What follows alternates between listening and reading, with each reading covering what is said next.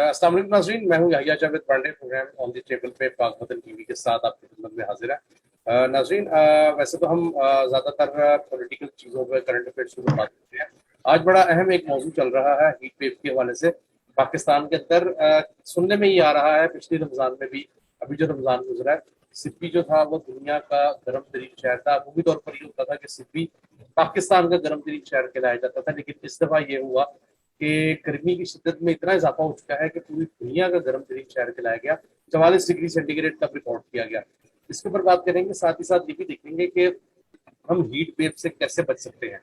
अस्सलाम वालेकुम डॉक्टर साहबा, मेरे साथ मौजूद हैं डॉक्टर सलीमा नवीद मानवी साहबा, और ये पहले भी बहुत दफा हमारे शो में आ चुकी हैं। Welcome to the show.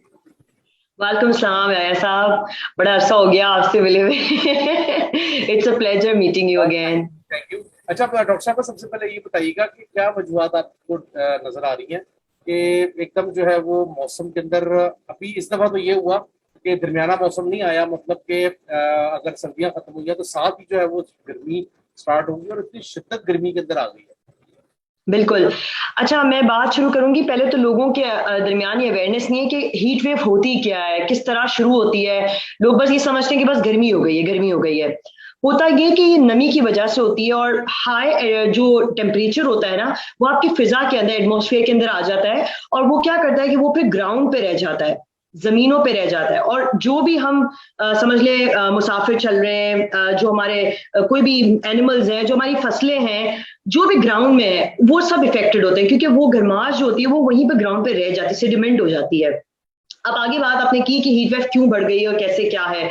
सबसे पहली बात कि ह्यूमिडिटी बहुत बढ़ गई है, हमारा क्लाइमेट चेंज बहुत ज्यादा है। इवन हीट वेव को अभी गवर्नमेंट ने, और मैं कहूंगी पीएमडी ने, पाकिस्तान जो मेट्रोलॉजिकल डिपार्टमेंट है, उन्होंने बाकायदा तौर पे ये कहा है कि ये एक नेचुरल डिजास्टर तो नहीं है, लेकिन ये एक एक्सट्रीम वेदर इवेंट है। अभी तक नेचुरल क्लेमिटी इसको नहीं किया है, तब तक जब तक ये बहुत हजर्टियस ना हो जाए, बहुत ज्यादा कैजुअलिटीज ना हो जाए, लेकिन अभी इसे एक्सट्रीम वेदर इवेंट जरूर करार दिया गया है। अब हुआ क्या है पूरी सूरत हाल। आज के रोज यानी कि जुमेरात से लेकर ऑनवर्ड्स ये कहा गया है कि 17 मई तक ऑलमोस्ट इसकी जो एक्सट्रीमिटी है वो बहुत पीक पे जाएगी। खुसूसन तौर पे ह्यूमिडिटी हमें देखी गई है कि जो सिंध के एरियाज हैं, कराची, जैकबाबाद और लारकाना, सखर, बहुत सारे और भी एरियाज, इनको ज्यादा इफेक्ट कर रहा है। अब जैसे कि हमने भी आज के सेंडिक्स पढ़े तो उसमें बड़ा ओपन उसमें लिखा हुआ है कि जी 12 से 15 मई तक तो इंक्रीज होगा ही, लेकिन आईसेफ जब 15 के बाद ये 50 डिग्री सेंटीग्रेड तक भी जा सकता है। अभी अगर हम बात करें छोटे छोटे इलाकों की भी, तो बात पता चलती है कि दादो के अंदर 47 डिग्री सेंटीग्रेड आज के दिन था, रिकॉर्ड किया गया है। मुल्तान के अंदर 46 डिग्री सेंटीग्रेड था। साथ साथ डेरा गाजी, जैकबाबाद में देखा गया है कि जी वहां पर दर्जा हरारत ऑलमोस्ट 48 डिग्री सेंटीग्रेड था। हमारे पास लाहौर में 42 डिग्री सेंटीग्रेड था। कराची के अंदर 36 डिग्री सेंटीग्रेड था, लेकिन महसूस किया गया कि 41 डिग्री सेंटीग्रेड था। इवन आप लाहौर के अंदर भी देखेंगे तो 42 डिग्री सेंटीग्रेड की जगह 46 47 महसूस किया जाता है। यानी कि इतनी ज्यादा गर्माश है कि आमतौर पे कोई भी अगर वहां निकलता है काम के लिए, मुसाफिर है, कोई चल रहा है, कोई भी जा रहा आ रहा है, उस सबको बहुत इफेक्ट करता है। तो अभी तक तो ये हमें स्टैटिस्टिक्स मिली है आज तक की। अच्छा डॉक्टर साहब, ये भी बताइएगा कि जिस तरह अब आपने देखा कि पिछले तकरीबन अगर हम 10 या 15 साल की बात कर लें, लाहौर के अंदर टेम्परेचर के अंदर, वैसे भी पूरी दुनिया में भी और लाहौर के अंदर भी टेम्परेचर के अंदर इजाफा हो चुका है, तो आप क्या समझती हैं कि ग्रीनरी का खात्मा जो है वो इसकी एक बहुत बड़ी वजह बन सकता है? क्योंकि हमने ये देखा है कि एक जमाने में जब हम नहर से गुजरते थे, केनाल से, तो एक ठंडी हवा जो है वो महसूस होती थी, चाहे वो दोपहर का टाइम हो चाहे वो रात का टाइम हो, एक ना हल्का सा एक ब्रीज सी होती थी। लेकिन बदकिस्मती से अब वो सूरत हाल नहीं रही। तो आप इसको कैसे देखती हैं? क्या वजूहत हो सकती है? डेवलपमेंट बहुत ज्यादा हो गई है या और भी कोई वजह हो सकती है इसमें? अच्छा, ये तो बहुत इंपॉर्टेंट फैक्टर है ग्रीनरी का। हमने पिछले भी शोज में इस पे बारे में बात की, पिछले साल भी हीट स्ट्रोक के ऊपर हमने किया था, हीट वेव के ऊपर किया था, और उस वक्त भी मैंने बात की थी कि यस, मैंने जैसे बात की कि जैसे इंसानों पे बहुत फर्क पड़ रहा है, जानवरों पे पड़ रहा है, फसलों पे पड़ रहा है, तो किसानों को खुसूसन तौर पे इस बारे में डायरेक्ट किया गया, इंस्ट्रक्शंस भी दी गई हैं कि जी वो जितनी भी फसलों के ऊपर दबाव पड़ रहा है उसको अच्छी तरह एडमिनिस्टर करें, देखें, चेक रखें। फॉर एग्जाम्पल, अगर फसलें काटनी है तो टाइमली काट लें, उनकी सेफ्टी के लिए कुछ ऐसी चीजों का इकदाम करें, पानी ज्यादा दें उनको, कुछ सेफ्टी के लिए अगर कुछ ऊपर ग्रीन रूफ पे लगा दिए जाए अगर उस क्लैमिटी से बचाने के लिए, तो उसके लिए बहुत जरूरत है। लोगों फार्मर्स को ये भी बताया गया है कि आपने पूरी तरह देखना है कि कोई भी फसलें जड़ ना जाए। ऑफ कोर्स कुछ तो डैमेज होगा, लेकिन इसका वन फैक्टर डेफिनेटली ये है कि हमारी ग्लोबल वार्मिंग, मैंने पहले ही बात की थी, ग्लोबल वार्मिंग होती ये तब होती है जब हम बहुत ज्यादा एमिट करते हैं कोई ऐसी हजर्डियस गैसेस को। हमने इस पर बड़ी बात भी की थी, बड़ी मजे वाली हमने डिस्कशन की थी। जब कोई भी पॉइजनस गैस फिजा के अंदर एमिट होगी through the patrols burning, diesels burning, या फिर गैसेस या कोई ऐसी चीज की वजह से, तो यकीनन ये कहा जाता है कि उसकी वजह से फिजा के अंदर गंदी गैसेस रह जाती हैं और वो कन्वर्ट करती हैं ऐसी गर्माश में, फ्रिक्शंस में या हीटिंग में। और होता क्या है कि फिर इंसान जब इनहेल करता है या फील करता है तो वो उसके अंदर उस दबाव में आ जाता है। तो हीट वेव का डेफिनेटली एक तो गैसेस वगैरह इन्वायरमेंट्स है, और क्योंकि अगर ये गैसेस के लिए, इसको खींचने के लिए प्लांट्स की बहुत जरूरत है, प्लांटेशन की बहुत जरूरत है। तो क्योंकि हमने इतने अभी तो माशाल्लाह काफी ज्यादा एक ग्रीन जो है वो हमारे कंट्री का कैंपेन भी था, प्लांटेशन की हुई थी ग्रीन पाकिस्तान की उससे, तो उसमें तो माशाल्लाह काफी सारे प्लांटेशन हुए। उसकी वजह से ऑलिव्स भी आपको पता होंगे कि कितने हमारे पास अब लोग आ रहे हैं लेने के लिए, हमारी जो है वो बाकायदा एक्सपोर्ट भी हो रही है अच्छी। लेकिन कुछ जगहों पे अभी भी जरूरत है प्लांटेशन की डेफिनेटली, क्योंकि आपको पता है ये ज्यादातर डिजर्टेड एरियाज, ओशनिक एरियाज में ही होता है ये आपका हीट वेव। तो यस, अगर इन एरियाज के अंदर ज्यादा प्लांटेशन हो तो इन गैसेस को खींचने वाला एक प्लांट ही होगा जो उसे अपने अंदर लेके और ऑक्सीजन एक्सहेल करेगा बाहर, जो कि हमारे लिए जरूरी है। तो yes, you are very right, plantation has a greater role. बिल्कुल ऐसी। अच्छा डॉक्टर साहब, ये भी फरमाइएगा कि अभी जिस तरह हमने देखा कि हाइड्रेशन बहुत ज्यादा हो जाती है इस जो ये हीट वेव है इसके अंदर, तो आप क्या समझती हैं कि इससे बचाने के लिए, अपने आप को हाइड्रेटेड रखने के लिए क्या क्या अवामिल करने चाहिए, क्या चीजें करनी चाहिए जिससे हम हाइड्रेटेड रहें? और ये भी बताइएगा, फिर हम आगे चलकर खुराक के ऊपर बात करेंगे कि किस किस्म की डाइट लेनी चाहिए, न्यूट्रिशन क्या लेनी चाहिए। अच्छा, ये बहुत इंपॉर्टेंट पार्ट है आज का। मुझे हिस्सा लगता है सबसे ज्यादा इंपॉर्टेंट यही है कि हम लोगों तक ये पहुंचाएं कि कौन सी ऐसी चीजें हैं जो गिजा में उन्हें रखनी चाहिए। सबसे पहली बात मैं इंपॉर्टेंटली बता दूं, पहले तो हम डाइट पे बात करते हैं, फिर हम सेफ्टी मेजर्स पे बात करेंगे, और हम ये भी बताएंगे कि लोगों तक कहाँ कहाँ तक चीजों की रसाई है। सबसे पहले मेरी रिकमेंडेशन होगी कि जितना भी वाटर इनटेक आप कर सकते हैं, पानी पी सकते हैं, पानी पिए। अब आप कहते हैं कि भाई पानी तो मैं पीता हूँ, उसके अलावा और क्या चीजें हो सकती हैं, तो आप पानी के अंदर नींबू डाल सकते हैं, लेमनेड बना सकते हैं, नींबू पानी पी सकते हैं। नंबर 3, अगर आप कोशिश करें जो नमक वाली लस्सी होती है वो आप पिए, वो आपके अंदर इलेक्ट्रोलाइट्स को रिटेन रखेगा, क्योंकि जब आप डिहाइड्रेट होते हैं तो इलेक्ट्रोलाइट्स आपके कम हो जाते हैं। तो इलेक्ट्रोलाइट्स को बिल्कुल अपनी जगह पे रखने के लिए आपको सॉल्टेड लस्सी भी काम आ सकती है, नमक वाली लस्सी। इसके बाद चौथी चीज, फ्रेश जूसेस पिए। अब आपके 4 तरीके हो गए पानी के, ठीक है।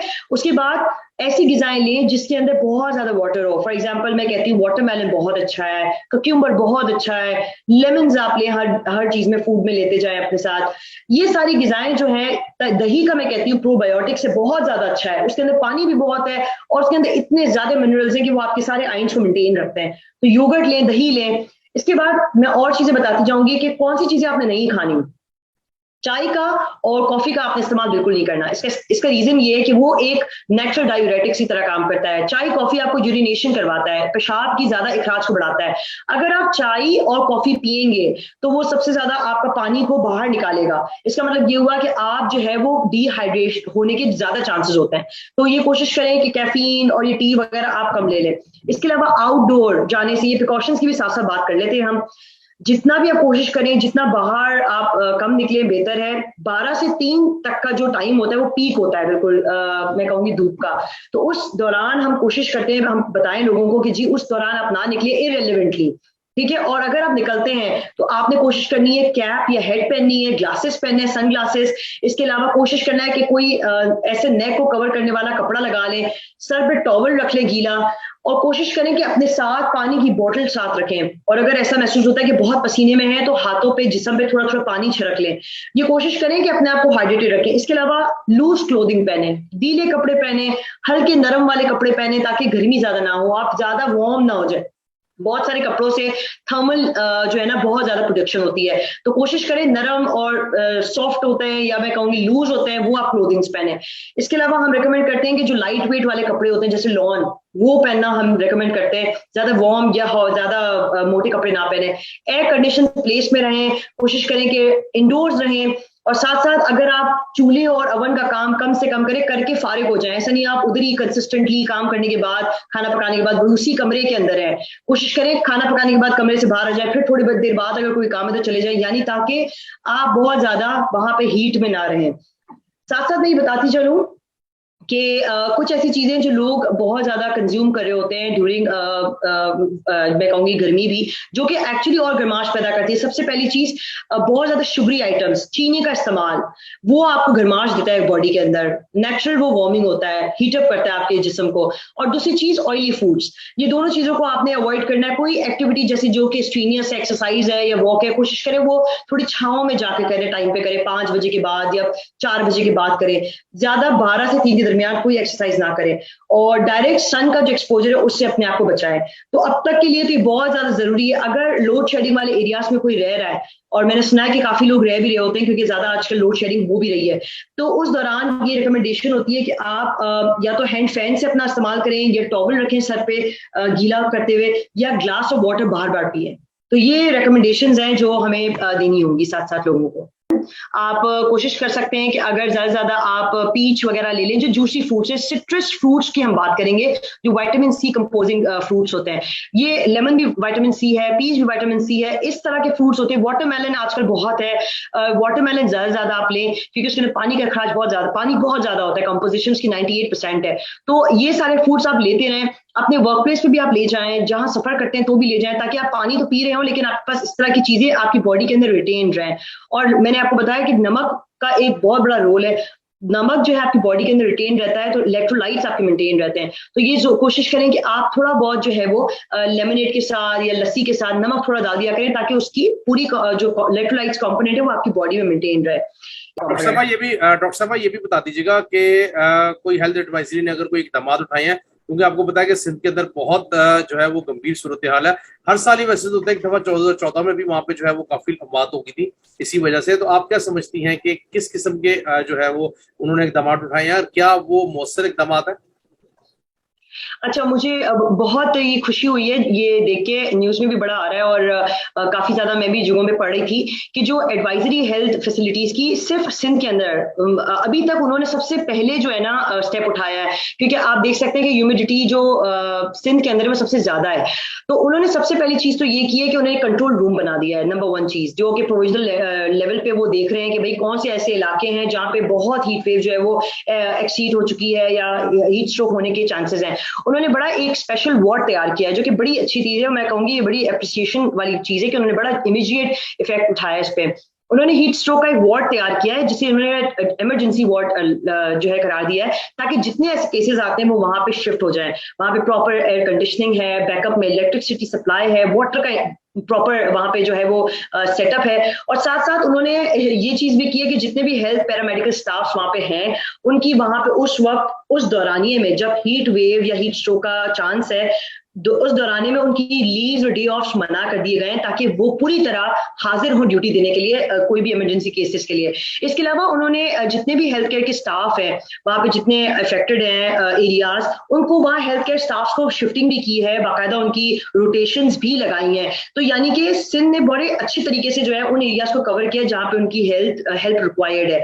उसके अलावा जितने भी फ्लूइड्स हैं, मैंने बताया जैसे कि आपके पास IV फ्लूइड्स होते हैं, ORS होता है, ORS का जो है वैसे भी मैं कहूंगी कि इनटेक लेना चाहिए। उन सबका भी उन्होंने अरेंजमेंट रखा हुआ है, ताकि कभी भी कोई भी पेशेंट हमारे पास आता है तो उसको इंजेक्ट करके बाकायदा नॉर्मल सलाइन या जो भी लेवल कम हो गया ORS, वो उसको इंजेक्ट कर दिया जाए ताकि उसका वो मेंटेन हो जाए लेवल। साथ साथ उन्होंने अवेयरनेस कैंपेन्स बड़ी शुरू कर दी हैं, ताकि लोगों तक जो है इंफॉर्मेशन स्प्रेड हो, और डेली बेसिस पे गवर्नमेंट को, हेल्थ डिपार्टमेंट को ये अपडेट होती है कि आज कितने केसेस रिपोर्ट हुए हीट स्ट्रोक के, कितना आज जो है वो दर्जा हरारत था, और इमरजेंसी के लिए उन्होंने एम्बुलेंसेस की सर्विस भी अवेलेबल की। And I think this is commendable and it's a very good lesson for all other provinces as well.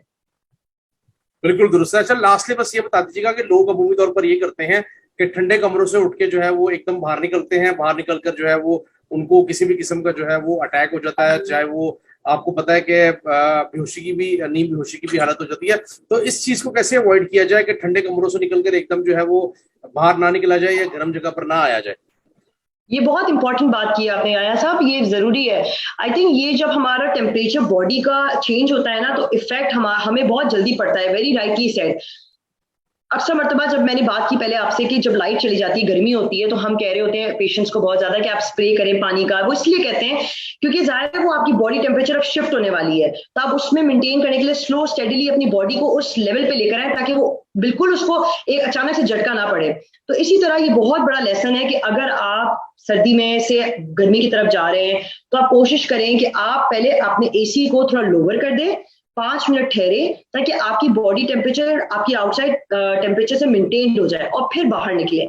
इसी तरह गाड़ी से भी आप निकलते हैं तो आप घर से पहुंचने से 2 मिनट 3 मिनट कबल आप एसी को बंद कर दें गाड़ी की, और फिर आप बाहर निकले तो आप हेड पहन के, ग्लासेस, सनग्लास लगा के कोशिश करें अपने आप को कवर करके बाहर निकले, ताकि आपका टेम्परेचर चेंज बॉडी का ना हो जाए, क्योंकि उससे भी आपको पता है कि बहुत ज्यादा इफेक्ट पड़ता है, हमारे मेंटली बड़े स्ट्रेस पड़ते हैं हीट वेव की वजह से भी।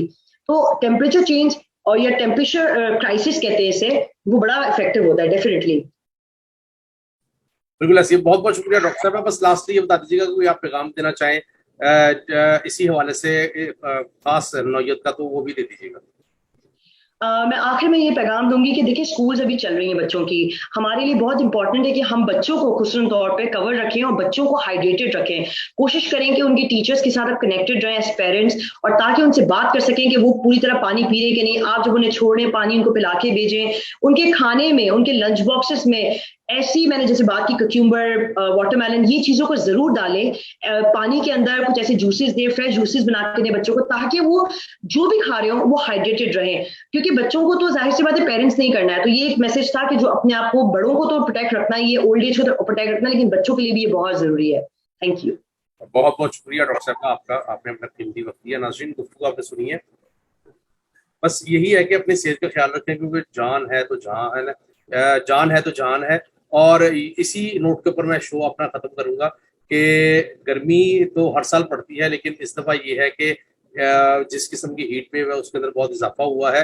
उम्मीद यही करते हैं कि लोग अपनी सेहत का खुद ख्याल रखें, क्योंकि इस चीज से बचने का सिर्फ वाहिद हल है एहतियात, और जितना आप एहतियात करेंगे उतना ही आपके लिए और आपके घर वालों के लिए बेहतर होगा। मुझे दीजिए इजाजत। अल्लाह हाफिज।